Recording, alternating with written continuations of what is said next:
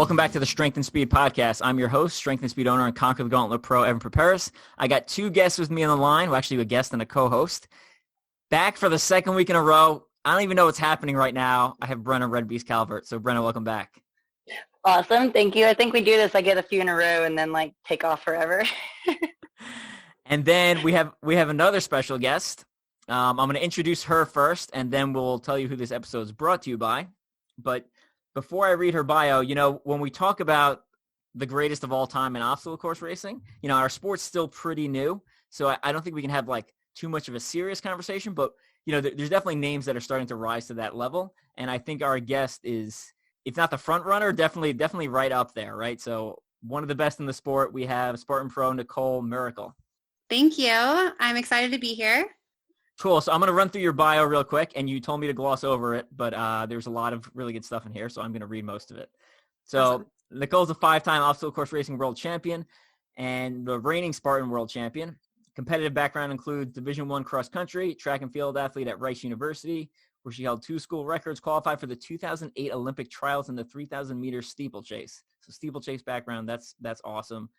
Kind of what I think is the closest thing to OCR in the Olympics at the current state. Enjoys running, trail running, rock climbing. Kind of her diverse athletic background led her into obstacle course racing in 2016 and immediately found some success. 2017 won the USA OCR championships in both the 3K and 15K. Finished first in the American in Spartan Championship Series and won the 3K OCR World Championships. Tougher Mudder World Championships 2017. Repeated as the 3K OCR World Championships. In 2019, solidified her rise to the top of the sport, winning the Spartan Race World and Trifecta Championships. And if you heard some noise in the background, my 2-year-old son just wandered into the room, so I apologize. All right. Nicole, welcome. Impressive, to say the least. Yeah, like I said, if you're not, you're definitely in the running for greatest of all time at this point. And, I think as the next couple of years kind of unfold, obviously, I think you have a lot more wins ahead of you, but I think it'll clarify some of those things. But thanks. I've tried to become a more consistent athlete, especially in the last couple of years. So I appreciate that. Cool. So we want to talk a little bit about your background, but I know you've been on a whole bunch of other podcasts. So I don't want to kind of review old material that our listeners may have heard someplace else. I know this is the first time we've had you on Strength and Speed. So we're going to start off kind of in the current and then kind of jump backwards in time towards the end of the podcast. So recently you announced this development team concept.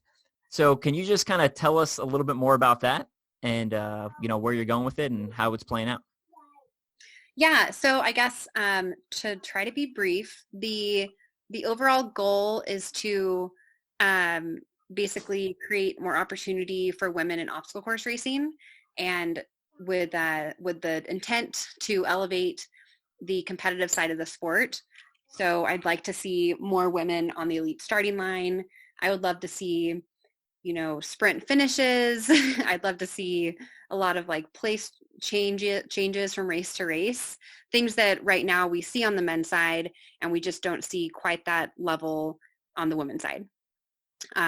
So that's kind of my first goal in doing this women's OCR development team. And I'm going to have a team of about 5 women who receive mentorship from me. And if they need coaching, then I have a great team of coaches. I have Nell Rojas, I have Faye and Jess of Grit Coaching. And then I have 2 nutritionists, Corinna Coffin and Kylie Van Horn. I have a mental performance coach, Addie Bracey, who's a professional trail runner for Nike. And then I have Dr. Laura Pence, who is a clinical psychologist. So it's a really awesome team of women that are super excited to be there. And the whole idea is to try to support this elite or up and coming team in all ways that I think an athlete needs to be supported. Awesome. Well, that's amazing. Yeah. I was like, can I ask a few questions based off that kind of? Because I will say the whole idea sounds awesome. And I personally went ahead and applied just because the idea of it, everything you said is really cool sounding. But I shared it with some fellow teammates and friends through my social media that I applied. And I was shocked how many just kind of hadn't heard about it yet and didn't know. I mean, I obsessively follow you. So of course I would hear and see from your stuff, but more of them, like, they don't follow, they're not Spartan racers, they're not big Spartan goers. So like the first question I was getting was, do the girls that apply have to be, like I saw you ask, what races do you have planned for the year? Do they have to be going to a Spartan race, or are you expecting people that have run Spartan, or like, are you looking outside the box of the Spartan realm?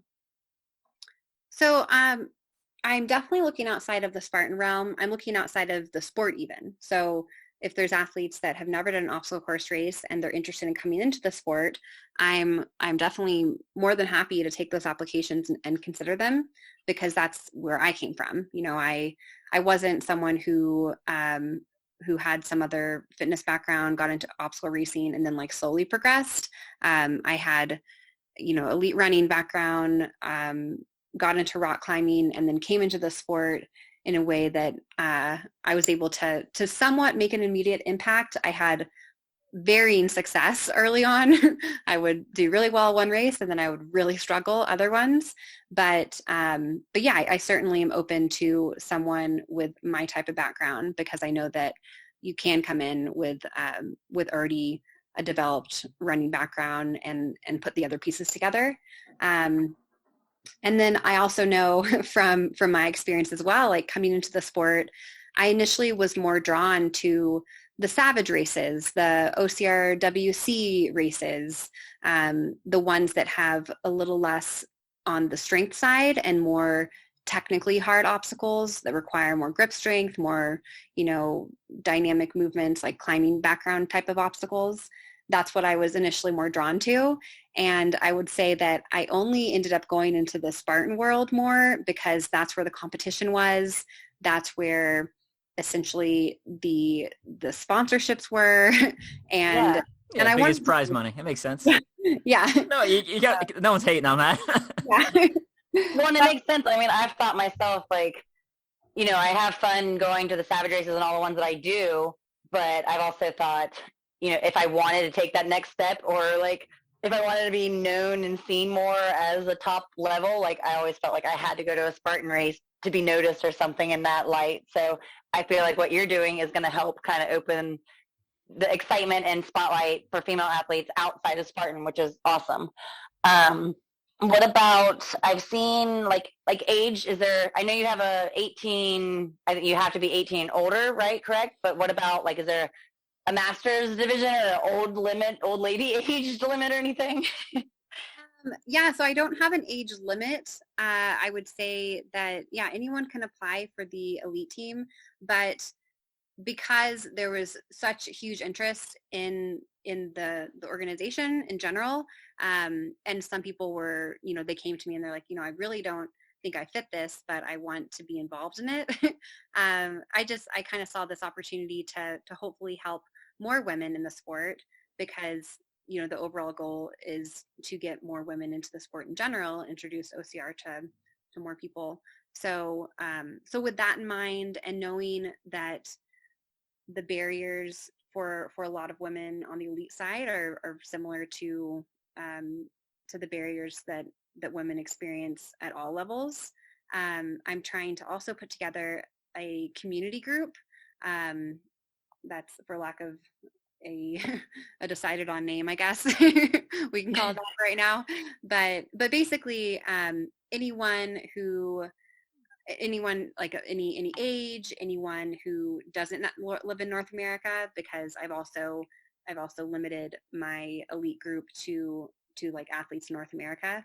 So kind of like an open team and like an elite team in a sensitive way. Exactly. Yeah. An open team, which I don't really like. Community and open, I don't exactly love those names, because I think there's a place for people that are really serious competitors, and they're just like, like maybe they don't quite make the team that I'm forming because there's only 5 people and there's so many. But I think that, yeah, I think there could be a place for really people of like all different levels on it. And my vision is to bring the same things that I'm bringing to the elite group. I want to like bring the same type of value to the larger group. And so like I want to offer the same type of expertise that I'm offering, and I can't I can't exactly offer the same like financial support and, like free coaching and free nutrition support, but I hope to be able to help other women become the best athletes they can be and hopefully navigate the sport a little bit better, connect with other women, basically like build this community that will help a lot more people than I can just help individually. Gotcha. And when did the application period close? So it's still open, and so I announced that it would be open for 2 weeks, and I'm open to having it open longer. What a weird sentence, but yeah, it's not like a hard and fast. I'm going to close it on Tuesday because that was 2 weeks. I'm happy to extend it a little bit, but I just want to get the program started as soon as possible. So it's more just that it's going to take a while to go through the applications, which I've already been like sifting through them, but yeah, obviously the longer it's open, the more people will apply. So Gotcha. So can you divulge or say, I mean, you've said a little bit about like the coaches you have involved and nutrition help and coaching help. Are there other perks that are going to the elite team that would be selected, or like, what would draw other girls other than the idea to apply? Like can you announce or say more? I saw shoot like BJ, so I'm assuming girls will get shoes. Yeah. So I'm announcing the different partners this week as well. But I went ahead and said that VJ Sports is involved. They're going to offer shoes for all the athletes. And then Alt Red and Honey Stinger and Darn Tough have all offered gear for the team as well. I expect that there will be other brands that will offer free gear. But yeah, so it's a bunch of gear, free races. I have free races from Spartan, free races from OCRWC, and then hoping to get other brands involved as well. And then I'm giving all the athletes a $2,000 stipend. Nice. Wow. That's awesome. I think that right there is a different set of perks than a lot of existing teams have. So that's really exciting. The idea is like, whatever would have helped, like in my mind, I thought like what would have helped me when I first got into obstacle course racing, and I tried to put all of those together, basically. Very smart.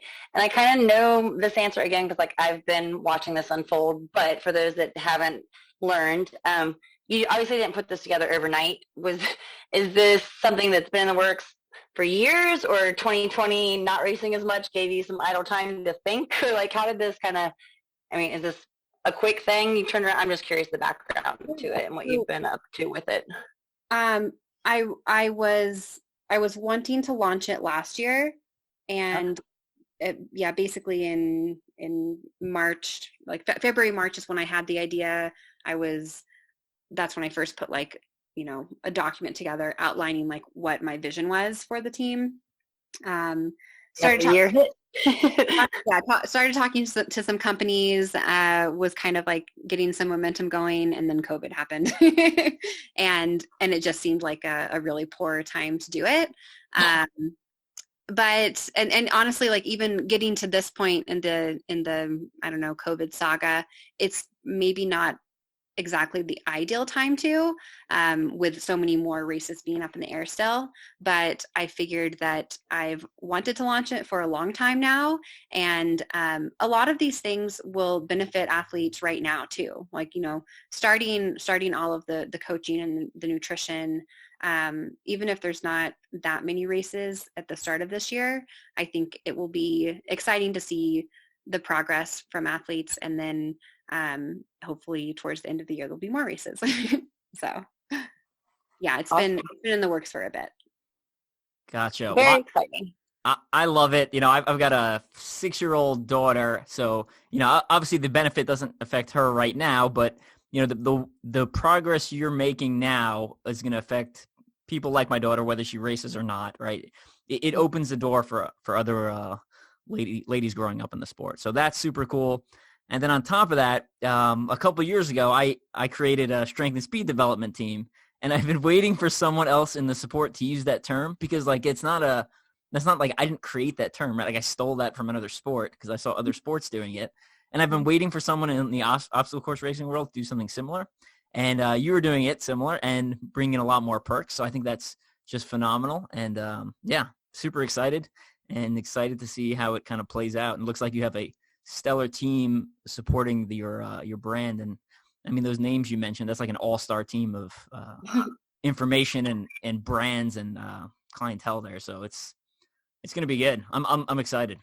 Yeah, I think I didn't even quite realize until a couple days ago when I was like making a post about Nell, and I was like, oh man, yeah, every single one of these ladies are like very exceptional athletes for the most part. They're like either professional or like elite, even in their like in addition to being experts in their field of Right. like study. So yeah, it's exciting that they both have a lot of them have both like the experience and the knowledge to bring something valuable to the group. Yeah, I think that brings a lot of, besides having like the book knowledge, having that personal experience, I think you understand a lot better like what an athlete is going through, whether it be performance anxiety or kind of dealing with things that, you may not necessarily learn from a book. You have to learn through like personal experience and trial and error. So I think that adds another layer of depth to their knowledge. So Totally.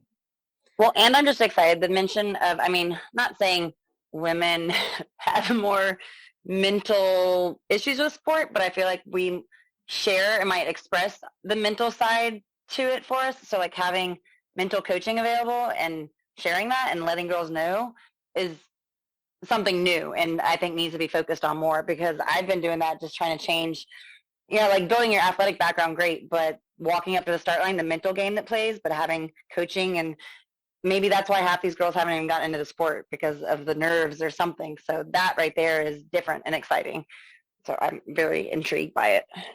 Yeah, that's something that I think it actually has a lot of layers to it. I think that there's an issue of confidence, getting into the sport, being able to progress in the sport, and then there's a lot of race anxiety that contributes to not really dealing with embracing racing and looking forward to racing, but also race anxiety can also make it hard to simultaneously be competitive, but also embrace your competitors in like a healthy, like friendly way.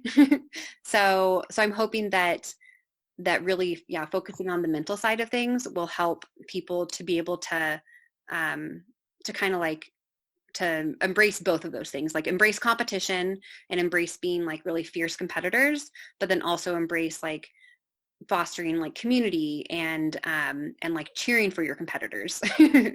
I know it's like, it kind of seems like a, and if this, you either can do like one or the other. Yeah. But I think that community actually makes us better competitors, and it makes racing less of like an anxiety provoking event.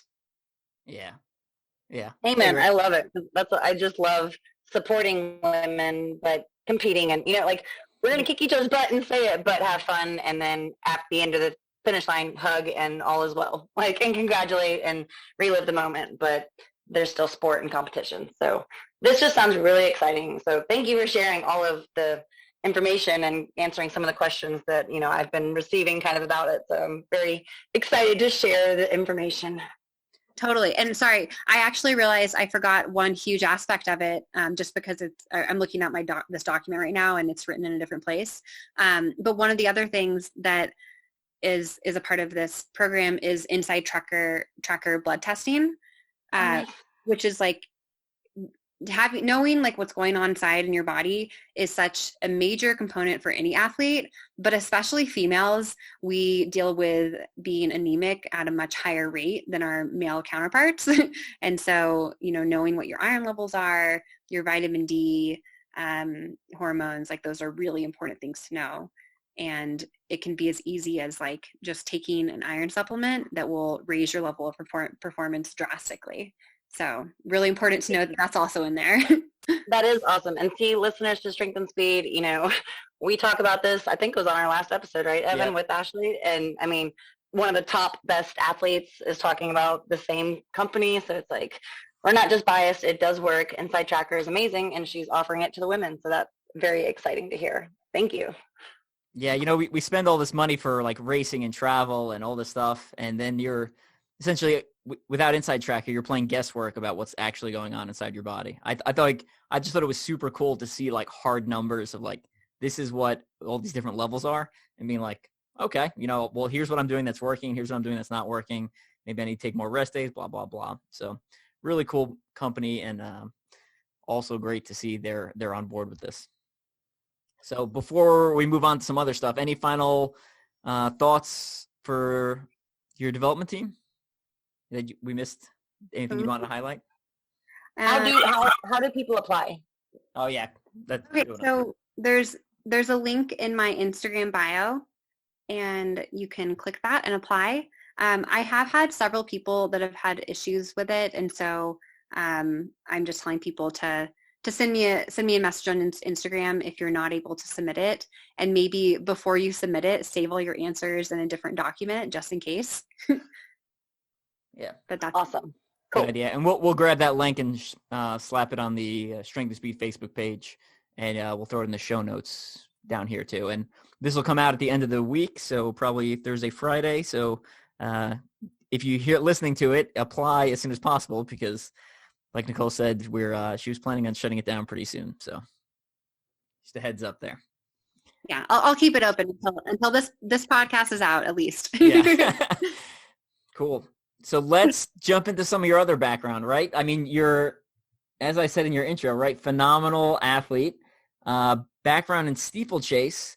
So kind of tell me a little bit about Steeple Chase and qualifying for the 2008 Olympics, right? Because that's ridiculous, right? That's huge. Yeah. So I qualified for the Olympic trials. Okay, trials.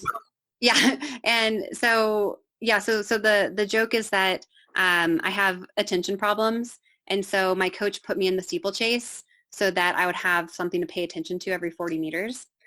Nice. And I really translates well to obstacle course racing. Yeah. Exactly. Yeah. That was like the first real type of obstacle race, I guess. Yeah. So I did the Steeple Chase in college for Rice University, and not unlike my introduction to obstacle racing, I definitely struggled with it my first year. I figured out that I was anemic, and then I also just figured out how to hurdle a little bit better. And so I improved, I think, like a minute and a half from my freshman to sophomore year, which is like a stupid amount of improvement. That's a lot of iron, basically. And I really enjoyed the Steeple Chase. I unfortunately had a lot of injuries in college. I had, the year that I qualified for the Olympic trials, I ended up spraining my ankle really badly in practice before the national meet. And so I didn't get to run nationals, and I didn't get to run at the Olympic trials. So I qualified, but I couldn't actually race. And then the following year, I actually broke my foot during the regional championships. I somehow just landed perfectly in the wrong way and had this beautiful spiral fracture on my 5th metatarsal. So I then once again was out for nationals. And so I was like, I'm trying to think. So my coach and my teammates, like, they kind of joked that I was like maybe one of the best runners that was never an All-American. Because I was a regional champion in cross country 2 times. And then I would go into nationals in the Steeple Chase ranked, like, one year I was ranked 8th, one year I was ranked 5th. And then, like, obviously both years I didn't race. So never an All-American in college, somehow. But yeah, I had this kind of like up and down, lots of injuries, and kind of left college not being super satisfied and wanting to continue to run, and in particular race the Steeple Chase. But again, I had a labral tear, which prevented me from really continuing on in the sport. So in 2013, I ended up having an MRI, figured out that I had a labral tear, saw a different surgeon, saw a nerve specialist, a spine specialist, had a 3D gait analysis done, all of this testing to basically conclude that doctors really weren't that confident that my problem was a labral tear, And so surgery wasn't recommended, and I was kind of left up to myself to figure out what to do about it. And that's what pushed me into OCR. Gotcha.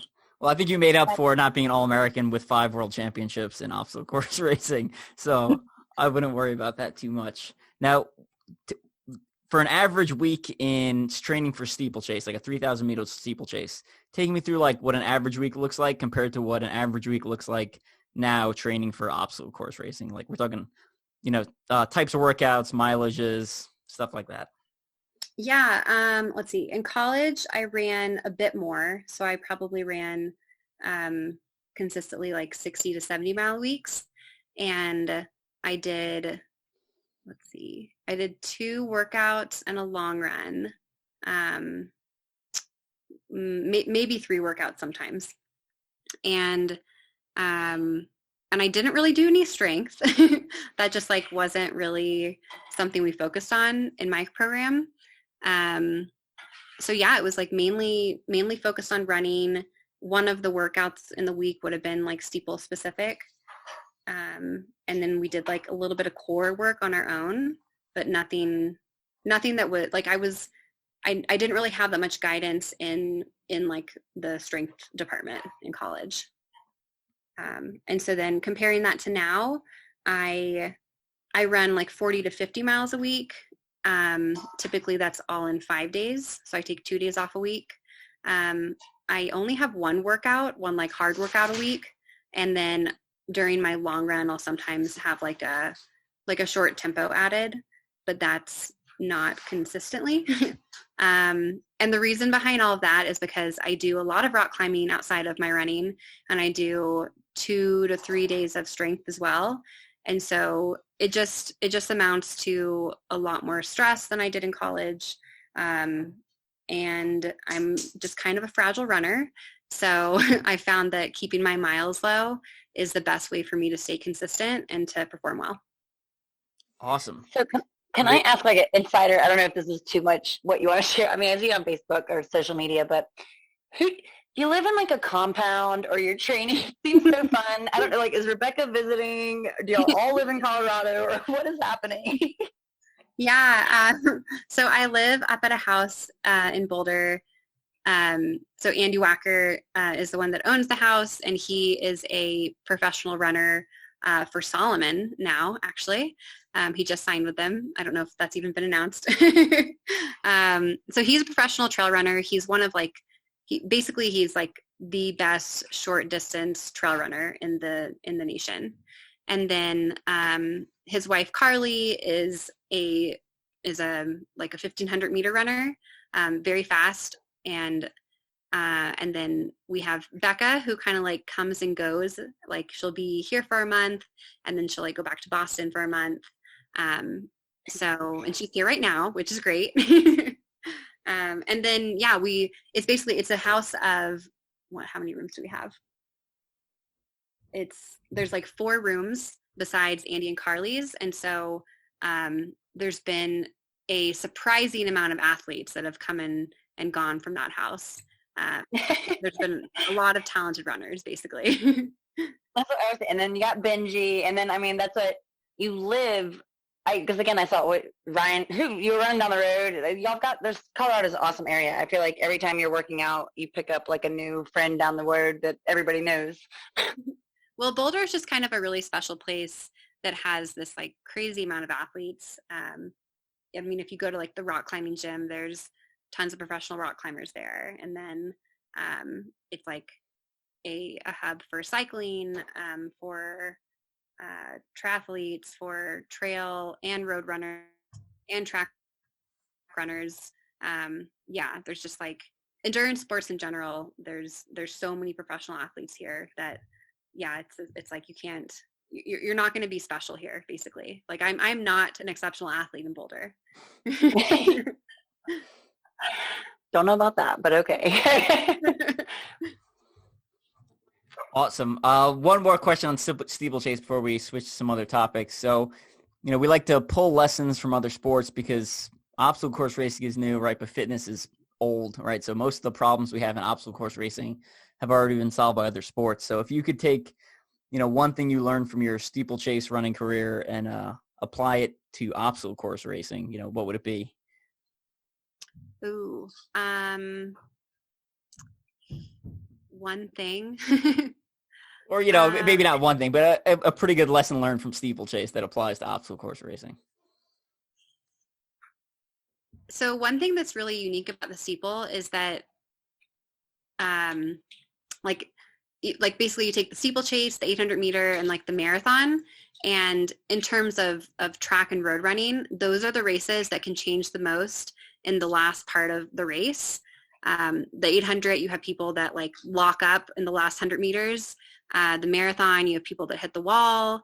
And then the steeplechase, you have to continue running really hard, going over barriers, which means that sometimes you can fall.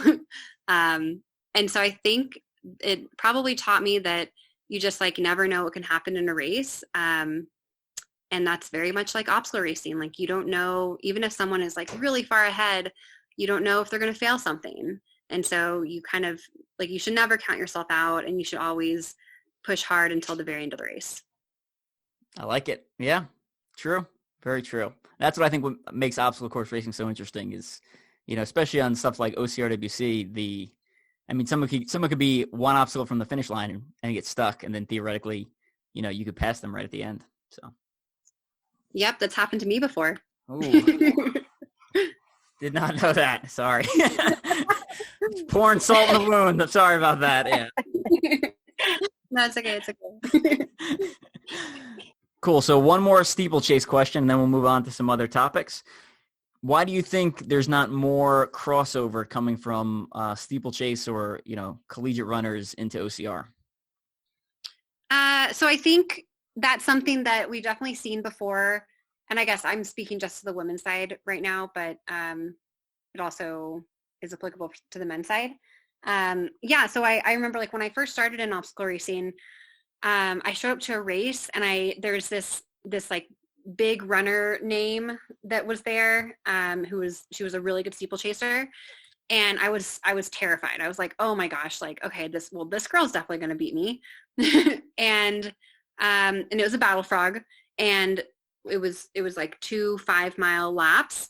And I remember like coming through on my second lap and getting to the rig, and she was still there on her first lap. And she ended up like cutting her band and dropping out. And that was kind of like the first like time I realized like, oh, like it's not that easy for runners, even if they're like kind of, dynamic and stronger runners, to come into the sport. Like there's just so many factors, and it's hard to put them all together, which I think can be intimidating when you, especially like if you come into the sport and you have a race that's wet and the obstacles are harder because of it, or you go to maybe one of the races that has harder grip obstacles, it can be just like, oh, like so disheartening. But then you have people that like maybe they go to a Spartan sprint for the first one, which I think has like relatively easier obstacles, and especially if it's like a flatter course or a drier course, then they may have immediately like a lot of success. I'm sorry. they may immediately have like a lot of success. But then again, like they go to another one and then it's pouring rain and they fail 3 obstacles. And they went from thinking like, oh, I'm going to win all these races, to then either dropping out of the race or placing much further down. And that can be a hard thing to get past and to continue in the sport. Great well, answer. And especially I feel like because some of these people are probably pretty strong in their normal sport. So it's hard to feel like you're confident in your sport and you're a strong runner and you're a strong athlete, and then to try something new and feel knocked down or whatever. And then it's just like, oh, ouch, that stings. Never mind. I'm not good. Yeah, totally. I know that happened, for instance, like Nell, one of my best friends, she came into the sport, she had immediate success. And then she had a really disheartening race in Jacksonville where she failed, I think, like 4 obstacles, and still placed in the top 10. But for her, that was like a very, a very rough race for her. And then she had the Olympic trials coming up, and she was just like, you know what, I think I'm just going to focus on that just because of the potential for injuries for her. Not only was it hard for her at the Jacksonville race to deal with not performing at her best or what she expected of herself, but doing that many burpees when you're not used to doing those and then like running through, a swamp when she's used to running on pretty like manicured trails, it ended up resulting in a calf strain for her. And so that just like wasn't something that she at the time was willing to go through. She thought it was like too high injury risk for her, for like considering that she was still trying to make the Olympic team in the marathon. And she did really well at the trials. She finished 9th in a really, really hard year. Gotcha. Now, those are all real good answers. I think some of us who've been in the sport for a while, it's like, oh, monkey bars, those are easy. But like, if all you do is run and never do upper body stuff, sometimes, monkey bars are not easy. And then, like you said, if it's a rainy day, and, maybe you won the last race because everything was nice and dry, and now all of a sudden you go from, you're expecting to win and you finish 5th. And that's, a lot of your happiness in your results is your expectations versus what actually happens, right? So if you're going into a race expecting to win and you barely make the top 10, that's like devastating versus if you think you're going to finish 10th and you finish 4th, right? That's a good day. So. Yeah, I think the other thing is that, at least like this is in my experience, in my training, I knew relatively how fit I was. And then I would go to a race and then it wouldn't show all the time.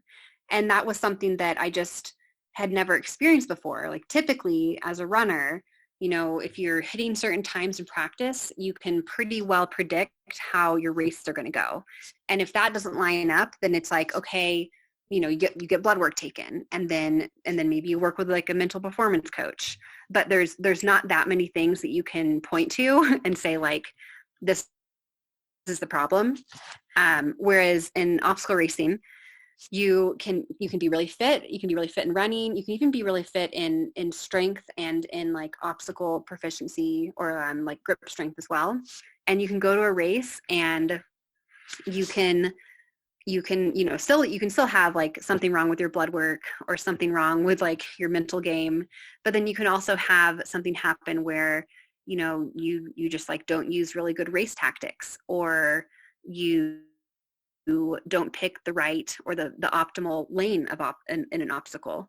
You can have something happen where you unexpectedly fall off, even though like it can even be like something that's typically pretty easy for you, but like things happen. Yeah. So there's just so many more things that can go wrong, basically. Well, and that's what I've always found funny, that people, especially outside the sport, will ask me like, so what's your time for that race, or what do you expect to finish in? And it's like, well, not every race is a set 5K.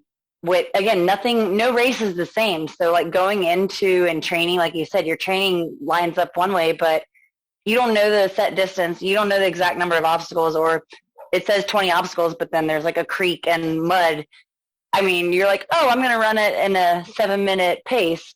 You don't know that. Like, you never know that with the race you finish, and you're just thinking, holy crap, that was not what I was expecting. Or when you try to explain that to an outsider, they're like, what's your expected time, or what do you normally finish in? Like, well, there is not a normal. So, and they're like, what? How is that possible? It's unique. Yeah, it's not a track, that's for sure. So Nicole, I'm tracking you're a full-time athlete. Is that correct? I am. Yeah. I was working part-time as an EMT up until the fall of 2018. Okay, but since then I've been a full-time athlete. So how have you been dealing with the last year, right? Because that's been obviously rough with almost no races across, or at least all the big races in the nation, like the big prize money ones, were canceled. So how was your 2020 and early 2021 been? It's been interesting for sure. I think that I'm kind of used to pivoting, going from my track background and then coming into obstacle racing, and learning how to deal and work around my hip injury. So I kind of just decided to try new things. So I've been considering trying some ultra races for a while, and this past year just kind of gave me the opportunity to actually sign up for those races. And so I did like the Obstacle Racing Media's ultra virus race, just to kind of do like a training run to see how far I could go, with a little extra encouragement, I guess. So I ran like 50K by myself then. And then I signed up for the Grand Traverse, which was a 46-mile ultra race in Crest Butte. And that went well. I ended up winning and had, I would say, like a successful race in terms of not dying or blowing up. I didn't have any like nutrition, problems. And I think a lot of things can go wrong in ultras as well. And I had a pretty good first experience there. So I did that. I did the Spartan Games. And besides that, just kind of tried to explore the mountains a bit more and do a few more FKTs as well. Nice. Yeah, the Spartan Games are really cool to watch. I just watched them a couple weeks ago for the first time. So it was really entertaining, and I thought all the athletes did, great, getting far out of their comfort zones in some of those things, and really showing how hard some of these events are if you're not, specifically training and designed for that stuff. Yeah, it was a wild weekend. It was definitely, I don't think anybody expected what was thrown at us. And it was, it's something that I would love to do again, knowing a little bit more, being able to maybe go into it injury-free this time and be able to like really push in all aspects. But it was a really cool experience. It was really cool to have such like super different athletes all in one place competing in the same field. Gotcha. Now you mentioned it in the last year doing some ultra stuff. So what is, let's assume everything's back on schedule and back to normal for 2021. It looks like we're trending that way. We're not quite there yet, but what does your ideal 2021 look like? Which big ideal races? 2021. Well, first of all, Spartan and OCRWC move the weekends. That would be ideal.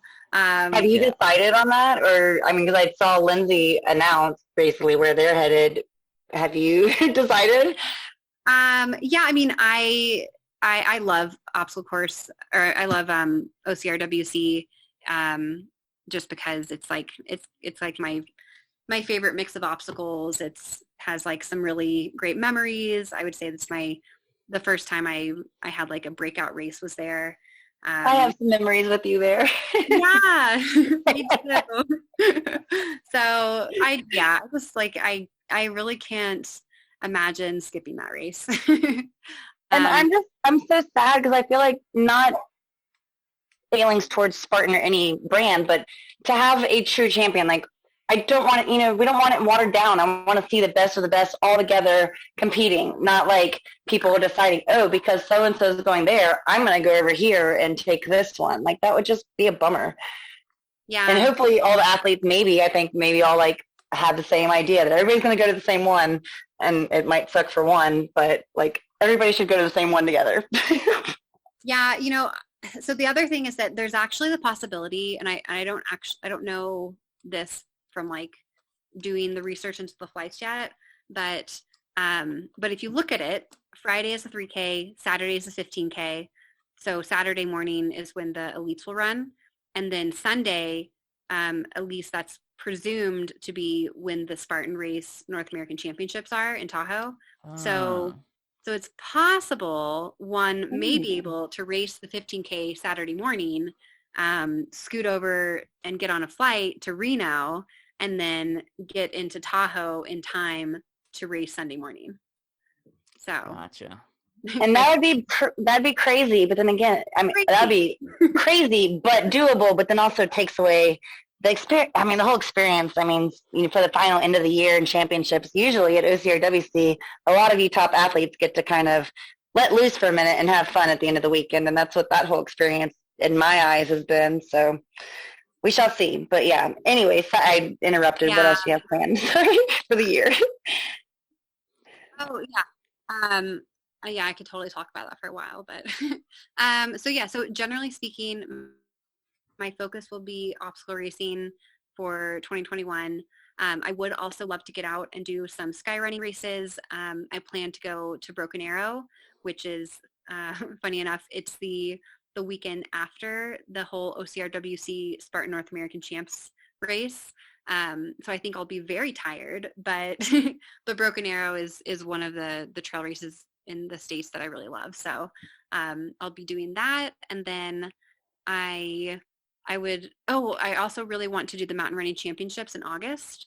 I've been wanting to do that race for probably like, I don't know, like 8 years or something. So we'll see if it actually plays out this year. But yeah, it's kind of like trying to mix in as many trail races as I can. The other thing that is kind of a new endeavor for me is ice climbing, or I guess like more specifically mixed climbing. And that is something that I competed in about 3 weeks ago in Ouray, Colorado. And most of the competitions this spring have been canceled. But if there are any that will be held, I will definitely try to make those as well. Cool. Sounds like a busy year. Have you recovered fully from your? Oh, sorry. Did you recover fully from your like thumb issue that you got with that? Pretty much. My joint is still a little bit swollen, and there's like a few movements that it's not super happy with, but I did kind of like a test run on VJ's obstacle course in Colorado Springs yesterday, and that went really well. I had no problems whatsoever. So I feel like I'm like cleared to race. Nice. Well, we're going to start wrapping it up. Before we get going, got to give a shout out to VJ Shoes. I know you mentioned VJ the person, but it reminds me about, we didn't give a shout out to VJ the Shoes at the beginning of this episode. So this episode is brought to you by VJ Shoes. So Nicole, give us some of your opinions and some of your favorite styles of VJ Shoes, and then Brenna, feel free to tack anything on. Yeah, totally. So my favorite is the Max. I run in it for really everything from, I would run in it from like everything from like a short course obstacle race up to ultra distance. I did the Grand Traverse in it. I ran all types of different mountain runs this summer in my Maxes. I went out to Hawaii in December and I ran this like incredibly crazy course called the Sea to Sky FKT, which was just like tons of bushwhacking, tons of off-trail running, and they performed great. So yeah, I would say the Max is definitely my favorite. I think it has like the best fit for my foot, and then it has just this like perfect type of tread, super grippy outsole, and it's like really durable too. So Gotcha. That's my go-to for most things. But I would say for like the short course races, you can also do the extreme. You can do the IROC, which has a little bit more aggressive grip to it. It's like especially good in like a really muddy race. And then there's some new things coming out that I think are really exciting too. Nice little teaser there. Yeah, I strongly concur on the VJ Max. That's my favorite of their lineup that I've tried. So, and I know Amy Pagic really likes the IROC. That's what she usually runs in. So nice. Yeah. All good products, all super grippy. I mean, when I first put them on, I was walking around my house, like it felt like the floor was sticky. It was like, you know, that butyl rubber at the bottom was just like sticking to my floor there. So, and you could I could really tell, like running one of the races I did at the end of 2020, I switched shoes. It was a 24-hour race. I switched shoes after about 12 hours just because my feet were wet and I wanted to change socks, and I could really tell the difference between the VJs and the other stuff, the other shoes I put on. Like I was like, oh, now these obstacles are all slick. I was like falling off of them. So highly recommend the VJs. I did just see, it was funny, a Texas person was like, never thought I'd be wearing my VJ shoes like to walk on my driveway in Texas because of the ice.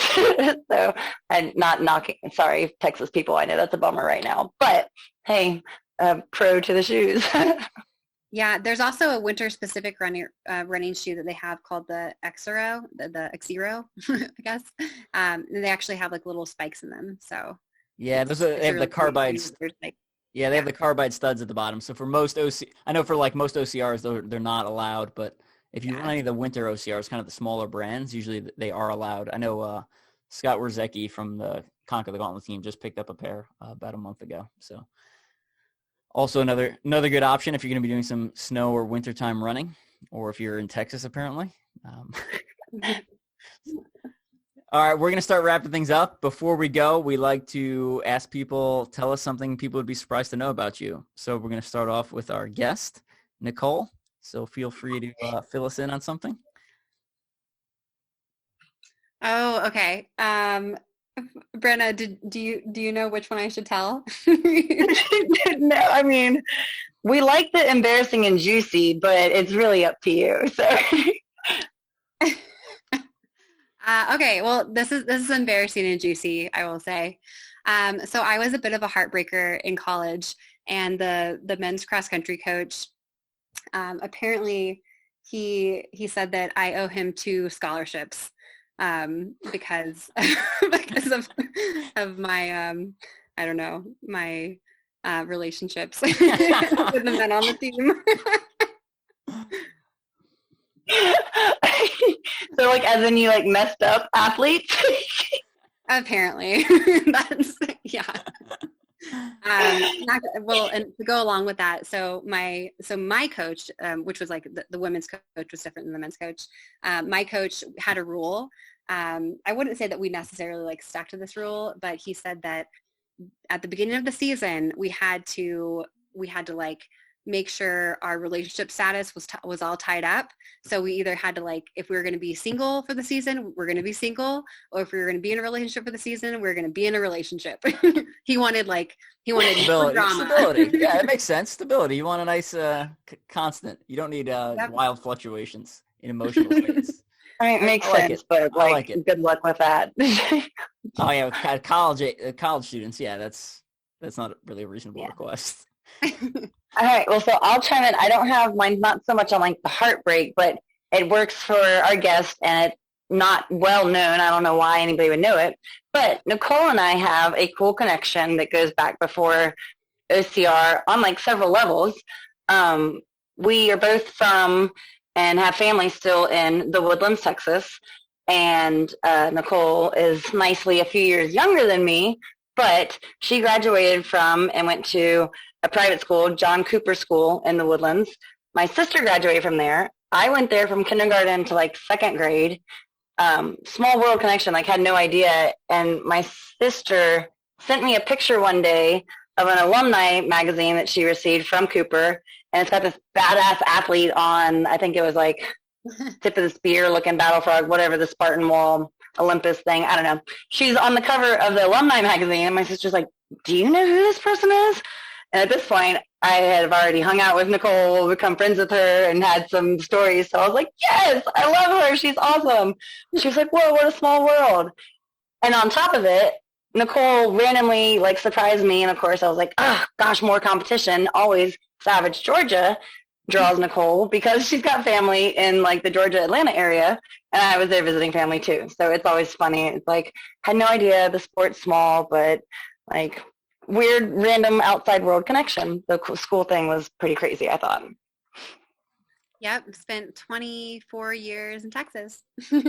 Yeah, so, and that's why, that's why I invited you. I can mention it here. I have invited Nicole to a new race series based off of the Dallas location in hopes that maybe she'll take like a family trip and come see us at a new Battle of the Lions race, possibly. Yes, I would love to. So, nice. All right, what you got, Evan? All right, so I'll link back to Nicole's topic. So typically the 2 types of girls I'm attracted to, or used to be attracted to, because I'm married now, so I'm only attracted to my wife. But one is the cute girl, which I say my wife falls into that category, right? Pretty clean cut, no tattoos, very cute, right? So the other type of girl I'm attracted to is like very opposite side of the spectrum. So like tattoos, partially shaved head, hair coloring, wears black, right? Like complete opposite side of the spectrum, right? So the girl I dated before my wife used to have the sides of her head shaved, right? So if she let her Nicole, have you ever met Evan in person? I don't think so. Have we I- met? We've never, I don't think we've ever talked in person. Like I've walked past you at obviously like OCRWC, but like, Yeah. I don't think I've ever said hi. But yeah. I don't know. Evan's like the military guy, but now I'm picturing him with like a shaved head, goth. Oh, I had my head shaved in college, and it was, obviously the military has like hair standards, right? So in between fall and spring semester, I think 2 years in a row, I shaved my head into a mohawk just for like a month because I didn't have to go to military stuff for like a month. So Oh, yeah. man. So yeah, that I like the very Here, the haircut. the problem is with the very kind of that fringe aspect of females, they usually don't align with other aspects of my life super well. So not good marriage material for me. So yeah. That's crazy. Did not know that. Very interesting. Yeah. We're going to wrap things up. Before we get going, Nicole, any final shout outs you want to give, friends, family, sponsors, etc.? Yeah, I'll definitely shout out all my sponsors, Athletic Brewing, BJ Shoes, Alt Red, Honey Stinger, and Darn Tough. Nice. Brenna, what do you have? Just a nice shout out. Same, likewise, Honey Stinger's been amazing to me recently, and I'll just dedicate to Honey Stinger because I just got some awesome swag that I was super excited about, a nice little beanie and some shirts and stuff. So they've been rocking with the fuel. So thank you. Good stuff. And make sure you head over to teamstrengthspeed.com. Go to our online store. When this comes out, our pre-order for shirts will close probably in about 48 hours after this comes out. So if you want the Ultra OCR Man shirt, the one I'm going to be wearing for Ninja Warrior, you got to order it ahead of time. And once it prints, I will send it to you. If you want the Strength and Speed female tank top that has the Joan of Arc quote on the back, again, you have to order that ahead of time. So again, you got about 48 hours after this podcast comes out to place your order, and then the shipment goes in, and we are not producing extras. And then finally, OCR Mill 21,000 feet. Head over to my Facebook or to Strength and Speed's Facebook or our Instagram or our webpage. All of those work. And you can donate to Folds of Honor. Folds of Honor, again, does scholarship money for children whose parents were killed and wounded in action. You can donate to the fundraiser directly through there. Or if you want to participate in the virtual event, right, so it's 6 hours, you do 1 mile run, either on a treadmill or outside, do 4 obstacles of your choosing, and repeat that pattern for 6 hours. You got to donate $50 at least to the fundraiser. And again, all that money is going 100% to charity. And then I will basically message you later and ask for your address, and I will mail you the belt buckle. Again, the belt buckles are the same person who made the belt buckles for OCR America too. So they're really nice quality. They've got the Strength and Speed logo on there. They got the Folds of Honor logo. And then they have Mythic Race logo, which is William Shell's new race that he's launching in 2022. It's a Missouri-based race. And so it's got his like new dragon logo on there. So they're pretty cool looking.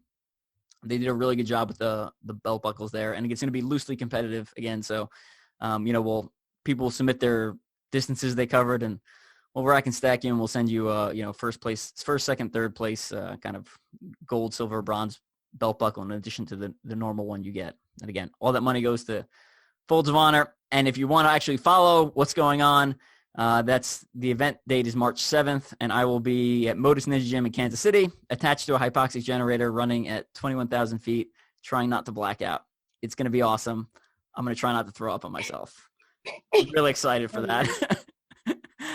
So, and then again, I'm also talking to Obstacle Running Adventures, Mike Stefano. I'll be on his podcast, and we're doing kind of like a deep dive into OCR Mill 21,000 feet. So if you want to know more about that, please head over to Obstacle Running Adventures, because I'm not covering it in here because I don't want to produce the same content on 2 different channels. That seems unnecessary when you can just go over and listen to Obstacle Running Adventures. Mm-hmm. Nicole, thanks for coming on.